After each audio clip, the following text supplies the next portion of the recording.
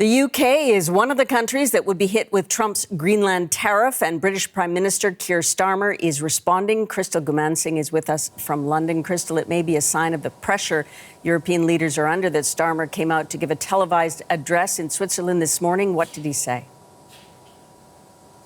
Yeah, his comments at 10 Downing Street were really him trying to strike a balance. He is very clear about the important relationship between the UK and the US, but he also needed to project strength to show people here at home that he isn't just going to bow to pressure, that he is able to support his European colleagues and countrymen, but also as a NATO member. He came out today very clearly stating that these sort of pressure tactics, these threats of a 10% tariff, are just not appropriate. Alliances endure because they're built on respect and partnership, not pressure. That is why I said the use of tariffs against allies is completely wrong. It is not the right way to resolve differences within an alliance. Nor is it helpful to frame efforts to strengthen Greenland's security as a justification for economic pressure. Now, he added that no one would win in a trade war, but he also, in the same breath, said it's very important to look at the high Arctic, that climate change will open up more of the territories, that there needs to be a focus on security. And he is, again, along with all of the European nations, saying that cooperation is something that can be enhanced. They are all NATO allies. They should be working together. And we heard a little bit more from the Prime Minister on that. And let's be clear, the security of Greenland matters. And it will matter more as climate change reshapes the Arctic, as sea routes open and strategic competition intensifies. The High North will require greater attention, greater investment, and stronger collective defence.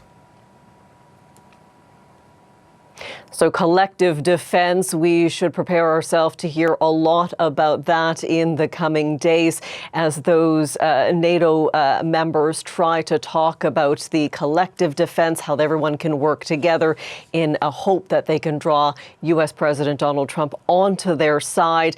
Denmark and the people of Greenland have said there's an opportunity for the United States to increase its military personnel numbers in Greenland. There is one base there. They used to have many, many more. So you will hear them try to talk about enhanced cooperation rather than these continued threats of takeovers and possible tariffs, Susan.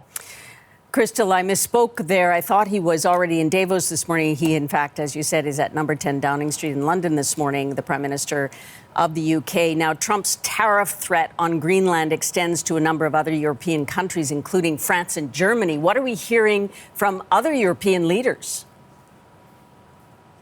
Yeah, well, we will hear more in Davos, that's for sure, when we know the U.S. president will be there along with a number of European leaders. It's interesting. They are trying to be very, very strong here. We heard from French President Emmanuel Macron saying that the European Union could use what he called the trade bazooka. That would be calling into effect the EU's anti-coercion instrument. We heard as well from Kaja Kallas, the EU's top diplomat, saying that, telling the Reuters news agency that she is going to be having meetings with a number of officials today in Brussels, meeting with the foreign minister of Greenland as well as the defense minister from the Danish territory. They are really trying to come together and come up with a one line, a united front when it comes to Greenland. And we have seen this united front before, if you think about Ukraine. So a lot of the same levers are being pulled. They're going to try to come together. They're going to try to come up with a plan and try to counter Donald Trump in order to bring down the temperature of this conversation. And most likely we will see this really hit a peak later this week in Davos, Switzerland, when all of these individuals come together. And you'll be watching that for us. Thank you so much, Crystal.